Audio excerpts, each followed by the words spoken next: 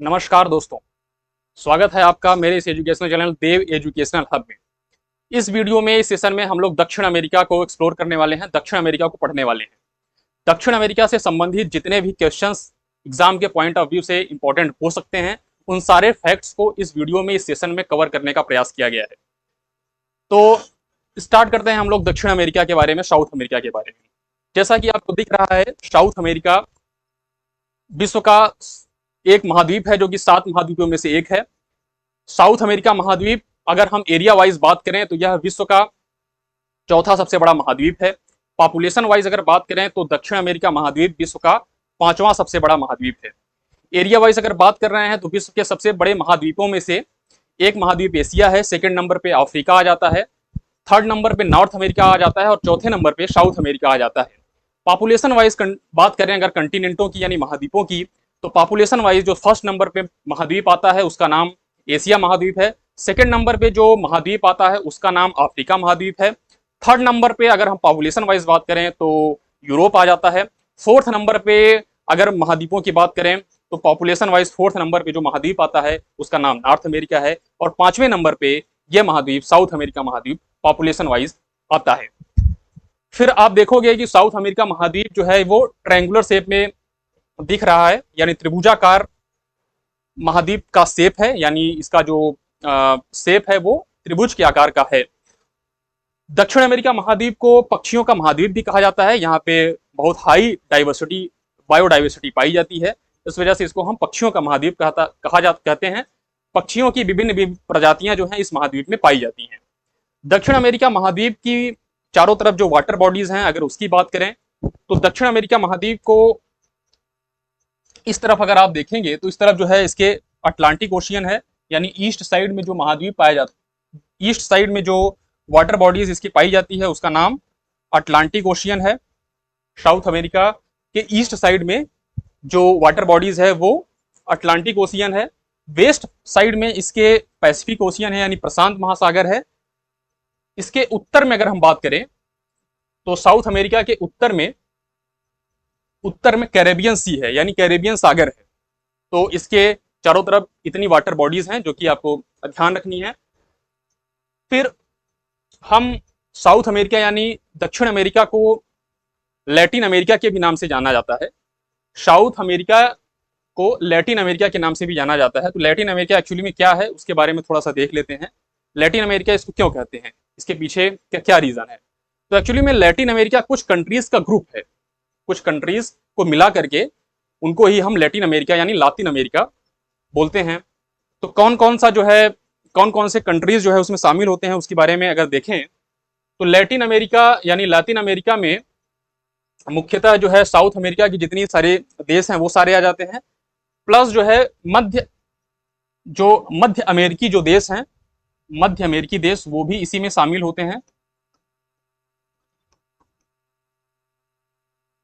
और पश्चिमी द्वीप समूह, पश्चिमी द्वीप समूह, इन सब को मिला करके हम लैटिन अमेरिका बोलते हैं। मतलब ये साउथ अमेरिका प्लस मध्य अमेरिका प्लस पश्चिमी द्वीप समूह, इन सब को मिला करके लैटिन अमेरिका बोला जाता है। लैटिन अमेरिका बोलने के पीछे जो है मुख्य वजह यह है कि इन देशों में यानी लैटिन अमेरिका जो वर्तमान का है, इन देशों में एक समय पे यूरोपियन जो लोग हैं वो यहाँ पे आकर के बस गए थे। एक्चुअली में जो लैटिन शब्द है, एक्चुअली लैटिन जो शब्द है वो रोमन साम्राज्य की एक भाषा हुआ करता था। प्राचीन समय में रोमन साम्राज्य का जो रोमन साम्राज्य की जो भाषा हुआ करती थी वो लैटिन ही थी। तो 16वीं सेंचुरी में, 16वीं शताब्दी में जब यूरोपियन देश जो है विश्व के अन्य देशों में जाकर के अपनी कॉलोनीज जो है स्टैब्लिश कर रहे थे, उसी क्रम में 16वीं सेंचुरी में बहुत सारे यूरोपियन कंट्रीज के जो लोग थे, यानी जो कॉलोनीज स्टैब्लिश करने की जो इच्छा रखते थे, वो यहाँ पे आ गए और उन्होंने जो है यहाँ अपनी कॉलोनीज स्टैब्लिश करनी और समय के साथ वो यहीं पर रह बस गए। तो जो वहाँ की भाषा थी यानी जो लैटिन भाषा थी, जो रोमन साम्राज्य की भाषा थी, वही यहाँ की भाषा बन गई। तो इन सारे देशों में लैटिन भाषाएं बोली जाती हैं, यानी लैटिन से उत्पत्ति जो भाषाएं हैं वही बोली जाती हैं, मुख्यतः स्पेनिश, पोर्चुगीज, फ्रेंच। इस वजह से इन सारे देशों के समूह को हम लैटिन अमेरिका या लातिन अमेरिका के नाम से जानते हैं। इसके बाद चलिए हम लोग दक्षिण अमेरिका के दक्षिण अमेरिका में जो प्रमुख देश उपस्थित हैं उनके बारे में देख लेते हैं।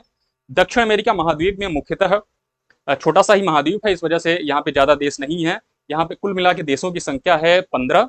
उन 15 देशों की कैपिटल्स क्या है उसको देख लेते हैं, और उनसे संबंधित अगर कुछ खास बातें होंगी तो मैं आपको साथ में बताता चलूंगा। तो सबसे पहले हम यहाँ से स्टार्ट करेंगे। यहाँ पे एक कंट्री दिख रही है जिसका नाम है French Guiana. French Guiana actually में फ्रांस का पार्ट है, यह फ्रांस की टेरिटरी है, फ्रांस के ही अधीन है। इसकी कैपिटल जो है वो आप ध्यान रखिएगा, कैमने। ये दक्षिण अमेरिका में है, लेकिन ये फ्रेंच यानी फ्रांस देश का ही पार्ट है, फ्रांस देश का ही जो है भाग है, भूभाग है। और फ्रेंच गुयाना से संबंधित कुछ खास बात नहीं है। यहाँ पे एक यूरोपियन स्पेस एजेंसी का जो है सेंटर है, जहाँ से बहुत सारे रॉकेट्स वगैरह लॉन्च किए जाते हैं, तो फ्रेंच गुयाना में ही वो है। उसके बगल में एक कंट्री जो दिख रही है इसका नाम है सूरीनाम। ये वाली कंट्री जो है ये है सूरीनाम, और सूरीनाम की कैपिटल जो है वो है पैरामारिबो। पैरामारिबो जो है वह इसकी कैपिटल है सूरीनाम की। सूरीनाम के बगल में अगर हम एक देश देखें तो यहाँ पे एक देश है जिसका नाम है गुयाना। तो गुयाना और फ्रेंच गुयाना दक्षिण अमेरिका के दो देश हैं, लेकिन ये दोनों अपनी बाउंड्री जो है शेयर नहीं करते हैं। गुयाना की जो कैपिटल है वो जॉर्ज टाउन है, जो कि यहाँ पे सिचुएटेड है। जॉर्ज टाउन एक पोर्ट भी है, यह एक बंदरगाह भी है, ठीक है, गुयाना। उसके बाद इसके बगल में एक बड़ी सी कंट्री दिख रही है, ये इस कंट्री का नाम है वेनेजुएला। वेनेजुएला दक्षिण अमेरिका का एक देश है। इस देश की कैपिटल की अगर बात करें तो यह काराकस यहाँ की एक कैपिटल है। वेनेजुएला के बारे में खास बात क्या है, तो वेनेजुएला जो देश है वह कच्चे तेल के भंडारण में पूरे विश्व में प्रथम स्थान पे है। यानी कच्चे तेल का जो सबसे ज्यादा रिजर्व है वो वेनेजुएला देश में ही स्थित है। इसके बावजूद जो है वेनेजुएला देश डेवलपिंग कंट्रीज में शामिल होता है, डेवलप्ड कंट्री में शामिल नहीं होता है। यूजुअली हम देखते हैं कि जितने भी पेट्रोलियम के भंडारण या उत्पादन वाले देश हैं जो अग्रणी हैं, वो मोस्टली जो है डेवलप्ड कंट्रीज होती हैं, लेकिन वेनेजुएला एक एक्सेप्शन है। तो इसके पीछे बहुत सारे फैक्टर्स होते हैं, बहुत सारे कारक पे निर्भर करता है उसका डेवलप होना। तो कच्चे तेल के बहुत सारा अग्रणी भंडारण में अग्रणी होने के बावजूद जो है वेनेजुएला डेवलपिंग कंट्रीज में आता है, डेवलप्ड कंट्रीज में नहीं आता है। और इसके बारे में खास बात यह है कि वेनेजुएला जो है, वेनेजुएला में एक झील पाई जाती है जिसका नाम है माराकाइबो झील, और यह भी पेट्रोलियम के उत्पादन के लिए फेमस है। तो माराकाइबो झील जो है, इसके बारे में अतिरिक्त फैक्ट आप याद रख सकते हैं। माराकाइबो झील यानी माराकाइबो लेक जो है वो यहीं पे सिचुएटेड है। फिर इसके बगल में एक देश जो दिख रहा है उसका नाम है कोलंबिया। कोलंबिया की कैपिटल है बोगोटा, ठीक है, कोलंबिया की कैपिटल बोगोटा। फिर नेक्स्ट जो कंट्री हमको दिख रही है वो है इक्वाडोर, और इक्वाडोर की कैपिटल है क्विटो। इक्वाडोर की कैपिटल है क्विटो। क्विटो के बारे में खास बात क्या है, तो क्विटो जो है वह विश्व की ऐसी राजधानी है जो सबसे हाईएस्ट पे सिचुएटेड है। यानी सबसे हाईएस्ट पे सिचुएटेड जो कैपिटल है उसका टैग जो है क्विटो को ही मिला हुआ है, जो कि इक्वाडोर की कैपिटल है। फिर उसके बगल में जो एक देश दिख रहा है जिसका नाम है पेरू। पेरू की कैपिटल है लीमा, जो कि यहाँ पे है। पेरू के बारे में खास बात क्या है, तो पेरू में जो है एक यहाँ मत्स्य उत्पादन काफी बड़े स्केल पे होता है, लार्ज स्केल पे यहाँ पे मत्स्य उत्पादन होता है। फिशरीज का जो है अच्छा स्कोप यहाँ पे है। यहाँ पे एक विशेष प्रकार की मछली का उत्पादन विश्व में सबसे ज्यादा होता है। उस मछली का नाम है एंग्लो बीज। एंग्लो बीज मछली का सबसे ज्यादा उत्पादन करने वाला देश जो है वह पेरू है। परीक्षा की दृष्टि से इंपॉर्टेंट है। पेरू के बारे में और क्या खास बात है, तो यहाँ एक विशेष प्रकार की खाद भी मिलती है जिसका नाम है ग्वानो। ग्वानो क्या है, तो एक विशेष प्रकार की खाद।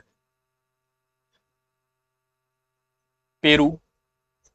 उसके बाद जो है यहाँ की कुछ खास बातों में अगर हम देखें तो इतनी ही चीजें हैं। और एक चीज और ध्यान रख सकते हैं कि यहाँ का एक विशेष पर्यटन स्थल है, पर्यटन स्थल ही उसका नाम उसको लिखा जाएगा माचू पिच्चू।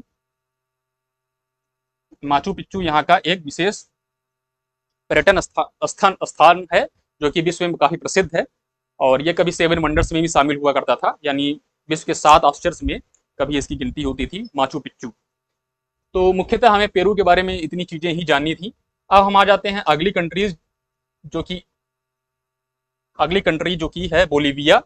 बोलीविया जो है उसकी कैपिटल है लापेज, और बोलीविया के बारे में खास बात क्या है, यह दक्षिण अमेरिका की एक लैंडलॉक कंट्री है, यानी एक स्थलबद्ध देश है बोलीविया। बोलीविया के बाद जो है ये लंबा सा जो देश दिख रहा है, इसका नाम है चिली, जो यहां तक फैला हुआ है चिली। चिली की कैपिटल जो है वो है सेंटियागो। चिली की कैपिटल है सेंटियागो, और सेंटियागो एक शहर है जो कि शराब उत्पादन का प्रसिद्ध केंद्र है।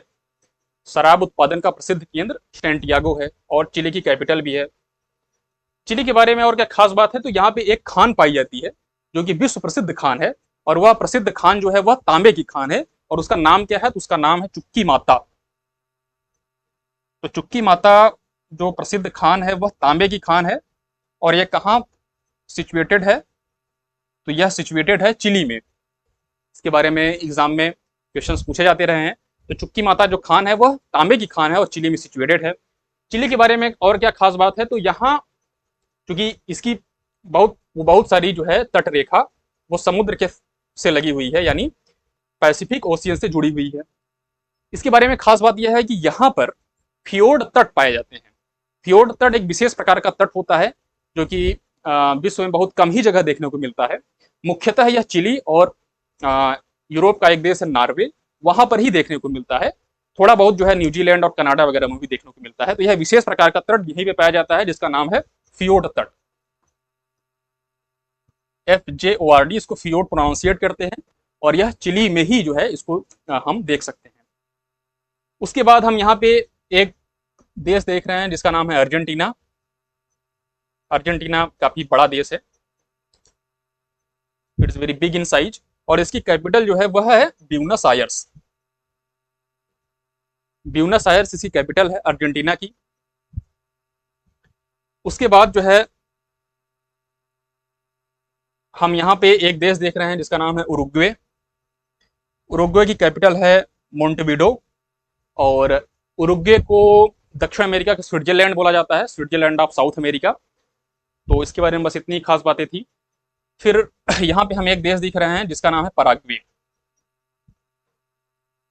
पराग्वे की कैपिटल है असुनिसियन। पराग्वे के बारे में और क्या खास बात है, तो यहाँ जो है एक विशेष प्रकार की का वृक्ष पाया जाता है। इस विशेष प्रकार का वृक्ष जिसका नाम है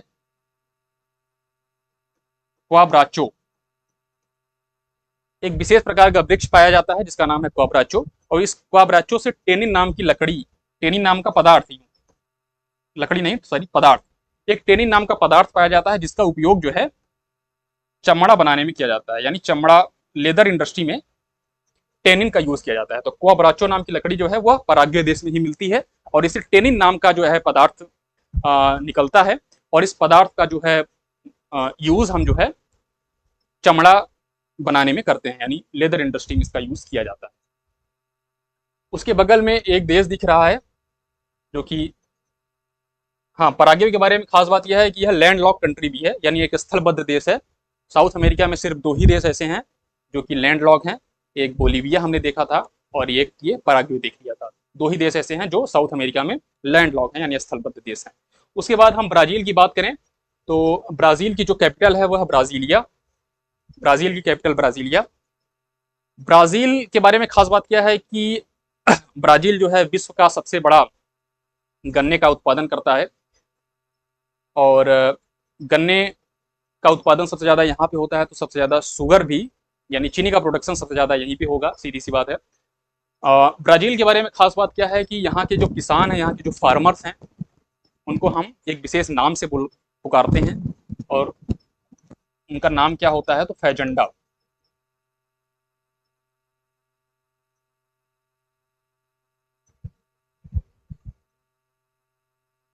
तो अगर हम ब्राजील की बात करें तो ब्राजील जो है कहवा का सबसे बड़ा उत्पादन यहीं पे होता है। यानी काफी का सबसे बड़ा उत्पादक देश अगर जो है वह है ब्राजील ही है। और इस काफी के बड़े बड़े बागानों में जो मजदूर काम करते हैं, यानी जो फार्मर्स काम करते हैं, उनको एक विशेष नाम से जानते हैं। और उस विशेष जो है एक विशेष नाम से जानते हैं, उन फार्मर्स को ही हम फैजेंडा बुलाते हैं। तो फैजेंडा कौन है? फैजेंडा जो है कहवा की बागानों में काम करने वाले किसानों को फैजेंडा नाम से बुलाया जाता है। ब्राजील के बारे में और क्या खास बात है, तो यहाँ पे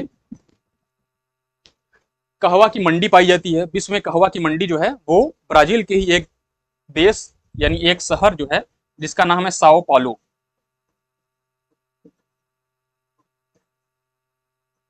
साओ पालो में कहवा की मंडी है। और यहाँ एक जो है बंदरगाह है, यानी उसको हम सेंटोस का बंदरगाह बोलते हैं, सेंटोस बंदरगाह। सेंटोस एक पोर्ट है जिसको काफी बंदरगाह कहा जाता है। तो काफी जो प्रोड्यूस की जाती है ब्राजील देश में, उस वो इसी बंदरगाह से इसका निर्यात होता है बहुत सारे देशों में। इस वजह से हम सेंटोस को काफी बंदरगाह भी बोलते हैं।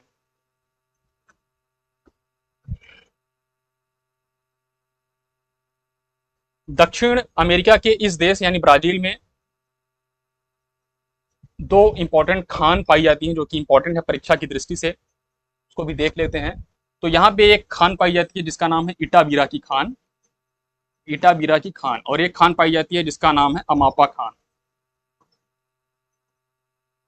तो इटाबीरा की जो खान है वह लौह अयस्क के लिए प्रसिद्ध है। लौह अयस्क के लिए कौन सी खान प्रसिद्ध है? तो इटाबीरा, और यह ब्राजील की खान है। और अमापा जो है वो मैंगनीज की खान है, मैंगनीज की खान जो है वह अमापा है। तो ब्राजील से संबंधित इतने ही फैक्ट जो है परीक्षा की दृष्टि से इंपॉर्टेंट है, जिसको हम लोगों ने देख लिया।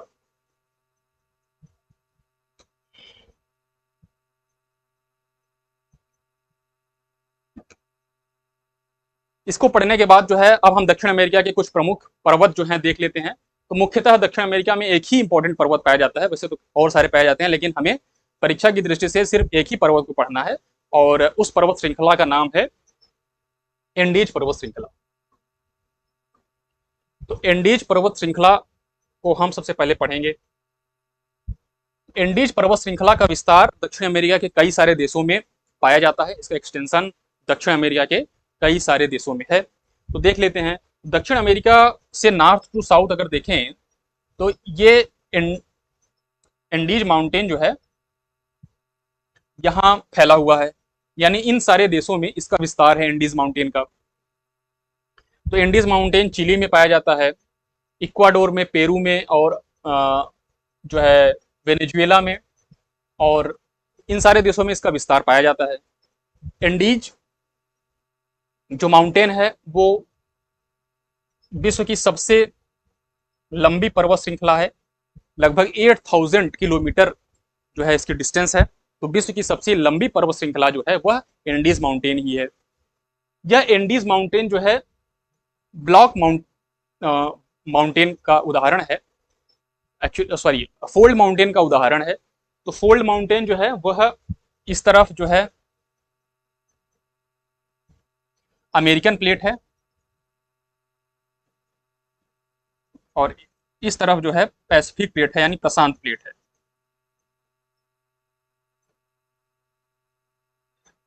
तो अमेरिकन प्लेट और प्रशांत प्लेट इन दोनों के टक्कर से ही यहाँ पे फोल्ड बन गए हैं, और इस वजह से यह इंडीज जो माउंटेन है वह फोल्ड माउंटेन का एग्जाम्पल है। यह जो है किस दो प्लेटों के आपस में टकराने से फोल्ड का निर्माण हुआ है? तो अमेरिकन प्लेट और प्रशांत प्लेट के आपस में टकराने से ही फोल्ड बन गए हैं, और इस वजह से यह फोल्ड माउंटेन का एग्जाम्पल है।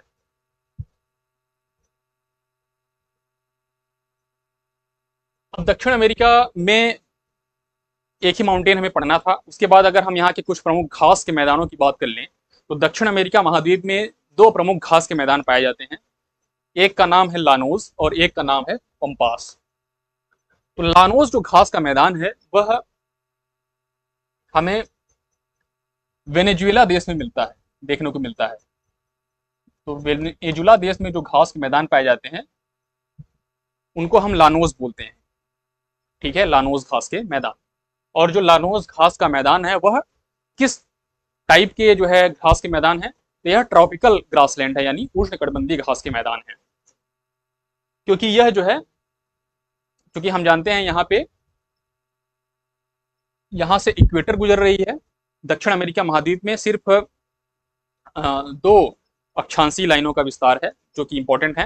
एक तो इक्वेटर यहाँ से गुजरती है और एक यहाँ से ट्रॉपिक ऑफ कैप्रिकॉर्न गुजरती है। तो दो ही लाइनें गुजरती हैं, 0 डिग्री और 23½ साउथ।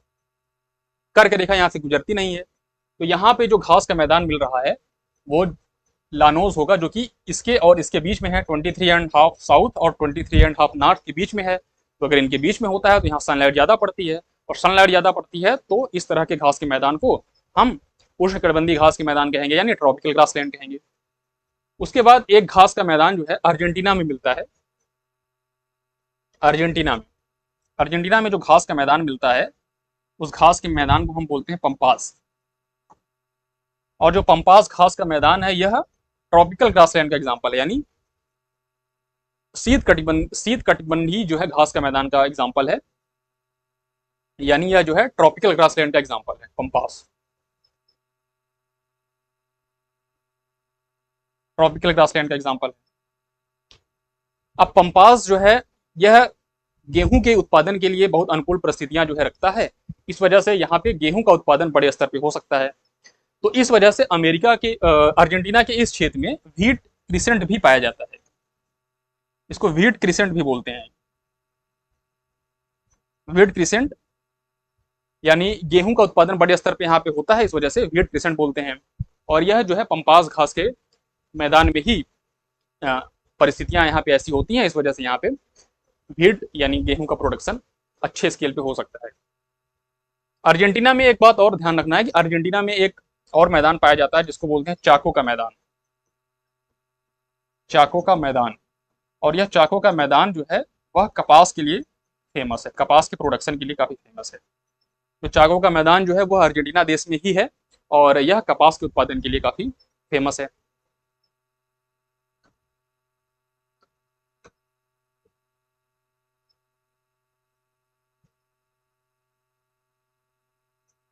अब दक्षिण अमेरिका महाद्वीप के कुछ प्रमुख मरुस्थल अगर देखें, दक्षिण अमेरिका महाद्वीप के कुछ प्रमुख मरुस्थल, तो यहाँ पे मुख्यतः दो ही मरुस्थल पाए जाते हैं जिनके बारे में हमें पढ़ना है।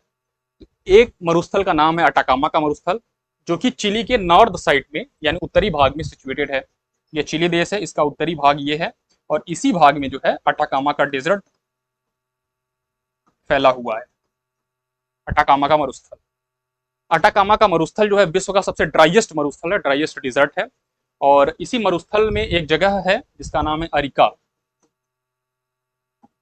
अरिका यह कभी विश्व का सबसे शुष्क स्थान हुआ करता था, ड्राइएस्ट प्लेस हुआ करता था। शुष्क स्थान अरिका जो है वह सबसे शुष्क स्थान यानी ड्राइएस्ट प्लेस है। उसके बाद अटाकामा में जो है इसके बारे में आप खास बात यह याद रख सकते हैं कि यह नाइट्रेट के भंडार के लिए विश्व प्रसिद्ध है। नाइट्रेट का सबसे ज्यादा भंडार जो है इसी मरुस्थल में अटाकामा के डेजर्ट में ही पाया जाता है। फिर एक मरुस्थल जो है वो आपको मिलेगा अर्जेंटीना के इस वाले साइड में, और यह मरुस्थल जिसका नाम है पैंटागोनिया का मरुस्थल, पैंटागोनिया डिजर्ट। तो पैंटागोनिया डिजर्ट जो है वह अर्जेंटीना देश में देखने को मिलता है। और पैंटागोनिया का जो मरुस्थल है यानी डिजर्ट है वह उसका कुछ भाग जो है शीत मरुस्थल है और कुछ भाग जो है गर्म मरुस्थल है। निचला वाला पार्ट जो है वह शीत मरुस्थल है और ऊपर वाला जो भाग होगा वह गर्म मरुस्थल का एग्जाम्पल होगा। और जो है यहाँ पे वर्षा बिल्कुल नहीं होती है क्योंकि यह जो है शैडो एरिया में पड़ता है। यहाँ पे हमने देखा है कि एंडीज माउंटेन है, एंडीज पर्वत का विस्तार है, इस वजह से यहाँ का जो पार्ट है वह शैडो एरिया में पड़ जाता है, यानी पर्वत के इस साइड पड़ जाता है। इस वजह से यहाँ पे बारिश बिल्कुल भी नहीं होती है। बारिश या आप कहें कि बारिश की जो मात्रा है वो बहुत ही कम होती है। तो मुख्यतः हमें दो ही डेजर्ट यहाँ पे देखने थे, अटाकामा और पेंटागोनिया, जो कि हम लोगों ने देख लिया। अब हम दक्षिण अमेरिका के महाद्वीप की कुछ प्रमुख नदियां देख लेते हैं। तो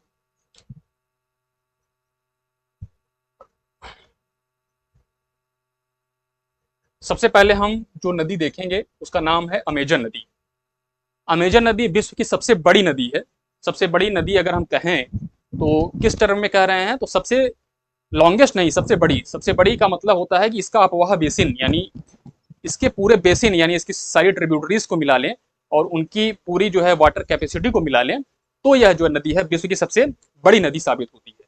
तो यानी अमेजन रिवर, इसकी सारी ट्रिब्यूटरीज, उन सब का जो वाटर निकालेंगे, उसका वॉल्यूम जब निकालेंगे, तो वह विश्व के अन्य किसी भी नदी से सबसे ज्यादा आएगा। इस वजह से अमेजन नदी विश्व की सबसे बड़ी नदी मानी जाती है। लॉन्गेस्ट अगर बात करेंगे तो विश्व की सबसे लॉन्गेस्ट नदी वह नाइल रिवर है। नील रिवर है, जिसको हमने साउथ अफ्रीका महाद्वीप में देखा था। तो बात करते हैं अमेजन नदी की। अमेजन नदी जो है वह एंडीज माउंटेन से निकलती है और पेरू देश से निकलती है। क्योंकि यहाँ पे हमने देखा है कि एंडीज जो है माउंटेन का विस्तार है, एक्सटेंशन है, तो इसी माउंटेन से, पेरू से यह नदी निकलती है और फाइनली यहाँ पे अटलांटिक ओशियन में ड्रेन कर जाती है। पेरू महाद्वीप से निकलती है और ये ब्राजील से होते हुए यहाँ पे ड्रेन कर जाती है। अब ये जो है, इसका बहुत सारा बेसिन जो है आपको दिख रहा होगा कि ब्राजील देश में पड़ता है, और ब्राजील देश में पड़ता है, और जिस क्षेत्र से ये होकर के गुजरती है वह जो क्षेत्र होगा वह अमेजन बेसिन कहलाता है। जिस क्षेत्र यहाँ पे जो भी एरिया है वो सारा एरिया जो है अमेजन बेसिन कहलाएगा, अमेजन का क्षेत्र कहलाएगा। और यहाँ पे चारों तरफ जो है अमेजन के जंगल भी पाए जाते हैं। अमेजन के जंगल यानी अमेजन वन पाए जाते हैं। तो अमेजन वन का विस्तार इसी अमेजन रिवर की बेसिन में हुआ है। और यह जो है जैव विविधता से बहुत सारा समृद्ध जो है वन है। यहाँ पे बायोडाइवर्सिटी बहुत हाई क्वांटिटी में मिलती है हमें। और अमेजन वन को हम पृथ्वी का फेफड़ा भी कहते हैं। पृथ्वी का फेफड़ा, लंग्स ऑफ अर्थ, इसको कहा जाता है, क्योंकि इसका क्षेत्र इतना बड़ा है, इतना विशाल है कि यह बहुत सारे कार्बन डाइऑक्साइड को एब्जॉर्ब करता है और अपने यहाँ से बहुत सारा ऑक्सीजन जो है वह बाहर निकालता है। तो that is why it is called lungs of earth. इसको पृथ्वी का फेफड़ा इसी वजह से कहते हैं। उसके बाद जो है इसके बारे में खास बात क्या है कि अमेजन बेसिन की अगर बात करें तो अमेजन बेसिन में एक विशेष प्रकार की लकड़ी पाई जाती है और यह विश्व की सबसे हल्की लकड़ी है। सबसे हल्की लकड़ी जो है अमेजन बेसिन में ही पाई जाती है, उसका नाम है वालसा। वालसा लकड़ी है विश्व की सबसे हल्की लकड़ी है, जो कि अमेजन बेसिन में ही मिलती है। फिर हमने जो है इस रिवर्स की बात करी, अमेजन रिवर्स की। अमेजन रिवर्स की जो एक दो प्रमुख सहायक नदियां हैं यानी ट्रिब्यूटरीज हैं, उसको भी हमें ध्यान रखना है। तो एक रिवर्स जो है वो यहाँ पे है, जिसका नाम है मेडिरा। मेडिरा जो है वह इसकी ट्रिब्यूटरी है यानी सहायक नदी है। एक दूसरी नदी जो है इसकी सहायक नदी है, जिसका नाम है पुरुष। पुरुष पुरुष इसकी अन्य सहायक नदी है और ये दोनों राइट साइड की ट्रिब्यूटरीज हैं। एक लेफ्ट साइड की भी ट्रिब्यूटरीज है जिसका नाम है निग्रो। तो ये तीन ट्रिब्यूटरीज आप याद रखिएगा, निग्रो, मेडिरा और पुरुष। यह अमेजन की सहायक नदी है। तो अमेजन के बारे में हमें मुख्यतः इतनी बातें ही ध्यान रखनी है। सेकेंड रिवर्स अगर हम देखें जो कि इंपॉर्टेंट है साउथ अमेरिका की, उस नदी का नाम है ओरोनिको रिवर। और ओरोनिको रिवर जो है वह वेनेजुएला से ओरिजिनेट होती है। ओरोनिको रिवर और वेनेजुएला से ओरिजिनेट होती है और यह वेनेजुएला में ही यहाँ पे ड्रेन कर जाती है। यह है ओरोनिको रिवर।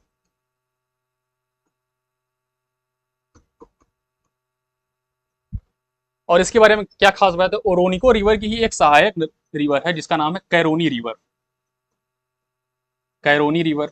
और इसी कैरोनी रिवर पे ही एक जलप्रपात यानी वाटरफॉल सिचुएटेड है, जिसका नाम है एंजल वाटरफॉल। और इसके बारे में क्या खास बात है, यह ऑलमोस्ट 900 मीटर हाईएस्ट जो है जलप्रपात है, और यह विश्व का सबसे ऊंचा यानी हाईएस्ट वाटरफॉल है। तो विश्व का सबसे हाईएस्ट वाटरफॉल कैरोनी नदी पे सिचुएटेड है, और यह कैरोनी नदी ओरोनिको रिवर की ट्रिब्यूटरी है, ओरोनिको रिवर की सहायक नदी है। ठीक है, उसके बाद एक थर्ड रिवर हम देखेंगे जिसका नाम है पराना रिवर। पराना रिवर जो है वह ब्राजीलियन हाईलैंड से जो है निकलती है। यह ब्राजील की उच्च भूमि है, यहां से एक नदी निकलती है जिसका नाम है पराना रिवर, और यह जो है ब्राजील से होते हुए उरुग्वे की बाउंड्री बनाती है और अर्जेंटीना में प्रवेश करती है। यहीं पे इसके इस साइड से आते हुए एक ट्रिब्यूटरीज यहां पे मिल जाती है जिसका नाम है पराग्वे।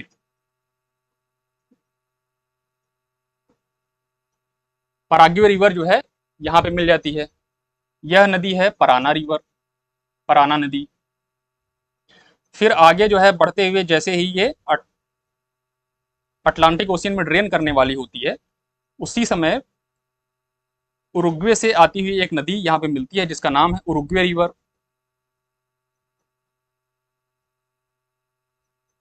उरुग्वे रिवर, ठीक है। उसके बाद यह जो है डेल्टा के थ्रू ये अटलांटिक ओशियन है, अटलांटिक ओशियन में ड्रेन कर जाती है। ठीक है, तो यह हो गई पराना रिवर। उसकी एक इधर से जो ट्रिब्यूटरी आ रही है वह पराग्वे है, और इधर से जो ट्रिब्यूटरी आ रही है वह उरुग्वे है। इसी पराना रिवर पे विश्व का फोर्थ लार्जेस्ट डैम जिसका नाम है इताइपू डैम वह भी सिचुएटेड है। इसके बारे में एक अतिरिक्त फैक्ट आप ये याद रख सकते हैं कि इताइपू डैम जो है इसी पराना रिवर पे सिचुएटेड है, जो कि वर्ल्ड का फोर्थ लार्जेस्ट डैम है, फोर्थ लार्जेस्ट बांध है। तो साउथ अमेरिका के बारे में मुख्यतः हमें इतनी सारी चीजें पढ़नी थी जिसको हम लोगों ने देख लिया है। परीक्षा से संबंधित जितने भी क्वेश्चन बन सकते हैं या बनने के चांसेस हैं, उन सारे फैक्ट्स को इस एक वीडियो में, इस एक सेशन में